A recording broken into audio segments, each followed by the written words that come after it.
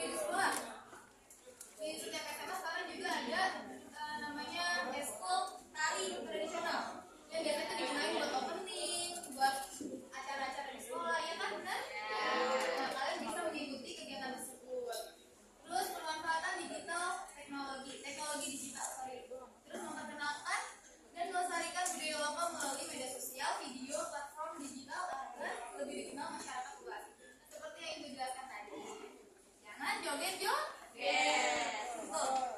Dan yang terakhir ada dukungan masyarakat dan pemerintah. Melalui apa? Melalui festival budaya, pelatihan, dan dukungan terhadap pelaku seni serta produk lokal agar budaya tetap lestari. Ada sedikit mengapa ya, Ibu? Nah ini ada, sebenarnya ini video ya, cuman emang udah jadi PDF, nggak bisa play. Nah Ibu kita tolong coba diperhatiin gambar 1 dan gambar 2. Ini sedang apa? Kearifan lokal apa dan gimana cara kalian tuh melestarikannya? Coba ditelaah dulu. Ada yang bisa menjawab dapat poin plus dari Ibu. Boleh Cipa, orang pintar. Amin. Jadi Ibu yang gambar pertama itu yang bilang tadi itu merupakan babat terbatik. Nah yang gambar kedua itu merupakan tradisional dan gamelan. Nah cara memperhatikan itu kayak dengan kita mempelajari dan mengenalkan batik serta tradisional kepada generasi muda kayak seumuran saya. Nah kedua itu mengikuti kegiatan atau pelatihan batik dan memakai alat musik tradisional. Nah yang terakhir itu kita bisa menggunakan dan mempromosikan produk batik dan alat musik tradisional dalam kehidupan sehari-hari.